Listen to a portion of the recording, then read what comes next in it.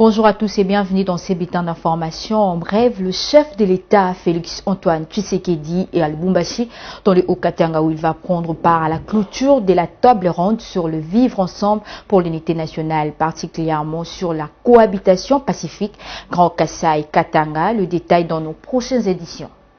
À l'Assemblée nationale, élu au poste de premier vice-président de l'Assemblée nationale, le professeur André Mbata promet aux députés d'être au service de toutes les tendances et non seulement de la majorité au pouvoir. On l'écoute. Honorables membres du bureau de l'Assemblée nationale, honorables députés et très chers collègues, ayant été élu premier vice-président de l'Assemblée nationale, avec un score jamais obtenu dans cet hémicycle, je voudrais, avant toute chose, dire mes remerciements à son Excellence, Monsieur le Président de la République, Félix Antoine Tshisekedi Tshilombo,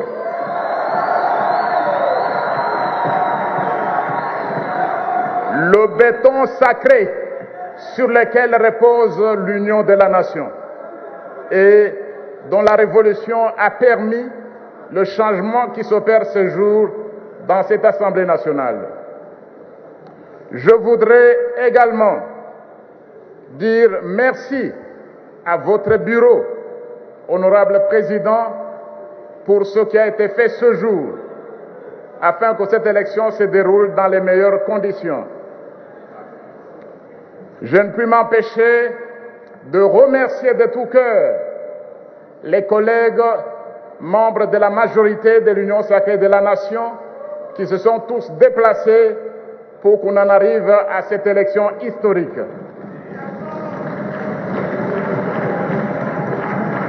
Je remercie également du fond du cœur tous les collègues membres de l'opposition qui, en ce jour, ont décidé de mettre fin au boycott sur la loi électorale et qui se sont déplacés pour venir me porter à la première vice-présidence de cette Assemblée. Je les remercie. Le G13, auteur de la proposition de la loi portant modification de la loi électorale qui a pris part au débat général, a à la fin sollicité auprès du bureau de l'Assemblée nationale 72 heures pour évaluer en profondeur leurs propositions de loi à la lumière des orientations apportées par le député national. C'est Délicé Sanga qui l'a sollicité au nom de tous ses amis co-auteurs de cette loi. On l'écoute. Merci, honorable président, pour la parole.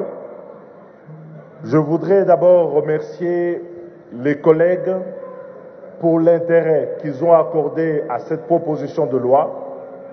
Nous avons eu ici plusieurs interventions qui sont aussi pertinentes les unes que les autres, qui nous obligent comme co-auteurs de cette loi, moi et mes collègues, à pouvoir vérifier certaines de nos certitudes.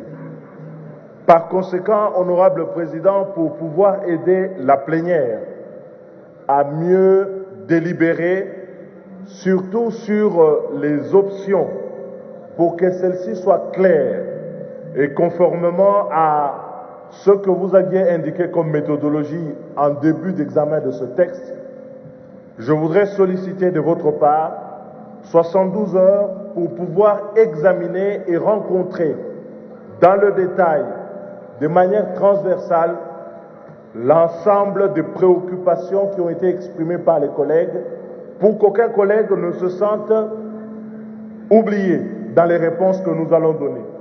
Donc si vous nous accordez 72 heures, nous allons travailler et nous allons rencontrer vos préoccupations, mais surtout indiquer probablement les points d'accord, comme vous nous l'aviez demandé, que nous avons observés au cours de ce débat, les enrichissements qui ont été faits et des améliorations, des évolutions que nous-mêmes, comme auteurs de la loi, nous pouvons avoir afin d'accélérer l'examen par la commission PAJ. Parlons Ebola dans ces bulletins d'information. Il a été lancé ce mercredi la vaccination contre la maladie à virus Ebola dans la ville de Mbandaka à l'Équateur. L'objectif est d'arrêter la propagation du virus à la suite de la survenue de l'épidémie qui a fait 2 morts depuis le 21 avril. Bénédicte Assani nous en dit plus. La pandémie de virus Ebola menace la population de la province de l'Équateur, précisément à Mbandaka où plusieurs personnes sont atteintes par ce virus. Et ce dernier a entraîné la mort de 2 personnes ce jeudi 21 avril 2022. Dans ces cas, la République démocratique du Congo a disposé les agents de santé pour lancer la campagne de vaccination ce mercredi 27 avril en collaboration avec l'Organisation mondiale de la santé pour sauver la vie des humains. Cette campagne de vaccination est pour arrêter la propagation de la pandémie Ebola, une maladie dangereuse autrement appelée fièvre hémorragique. En effet, l'Organisation mondiale de la santé répond généreusement au matériel épidémiologique pour prélever les patients avec assurance, car la maladie nécessite un diagnostic médical pour protéger la vie de la population. L'inspecteur général de finances, chef de service Gilles Alleghetti, a affirmé le mardi 26 avril 2022 depuis les États-Unis d'Amérique où il séjourne qu'il n'y a pas de guerre en République démocratique du Congo. Le monsieur anti-corruption du régime Tshisekedi l'a dit dans son intervention lors d'un forum qui s'est déroulé du 26 au 28 avril à Houston, aux États-Unis d'Amérique. Suivez l'extrait de sa déclaration. Soyez-en rassurés. Be assured. Nous n'avons pas la guerre au Congo. We're not during the war in the Congo. Nous voyons la guerre à la télévision.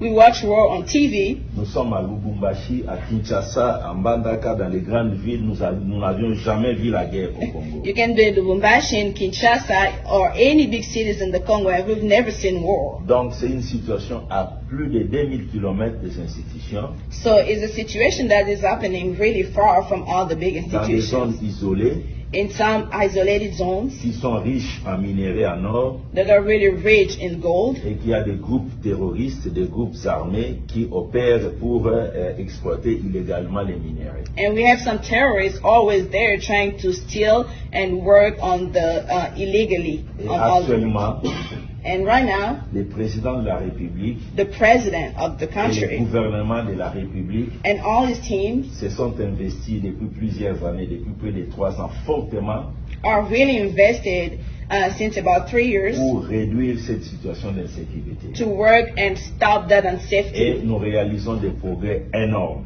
And so far, we've seen the fruit of all the works. Même ceux qui vivent à Goma, Even the people living in Goma, à près de 600 km de là où il y a l'insécurité, in about 600 kilometers from where ils the sont war en is, totale sécurité. they're really in safety and peace. Je voudrais donc que vous puissiez comprendre I would like you guys to understand qu'il fait safe de venir investir au Congo. Il n'y a pas de guerre, il n'y a pas d'insécurité. that I can tell you today it is safe to come and invest in the Congo. There's no war and there is no insecurity. Au Nord Kivu, la nuit de ce mercredi 27 avril, un autre combat a eu lieu entre les forces armées de la RDC et le milice de M23 dans les collines de Bubusa et Kituvu dans la province du Nord Kivu. On écoute le colonel Djike Kaoko, porte-parole de la FARDC dans cette partie du pays, qui a fait le point. Ben écoutez, déjà à 3 heures du matin, comme dans ses habitudes, les M23 et alliés ont tenté une fois de plus de s'infiltrer dans nos lignes et voilà, la réaction ne s'est pas fait attendre. Voilà tout ce que nous pouvons vous dire pour le moment et nous demandons à la population de garder son calme car son armée se défendra jusqu'au bout. Chaque fois qu'il y aura une telle tentative, n'est-ce pas, de menacer le cessez-le-feu, nous réagirons de la manière la plus forte. Les forces armées de la République démocratique du Congo, la nuit ou les jours, nous sommes prêts. Alors nous sommes prêts à parer à toute éventualité. Voilà tout ce que je peux vous dire pour le moment. C'est la fin de ces bulletins d'information. Merci de rester sur les antennes de BSC Télévision.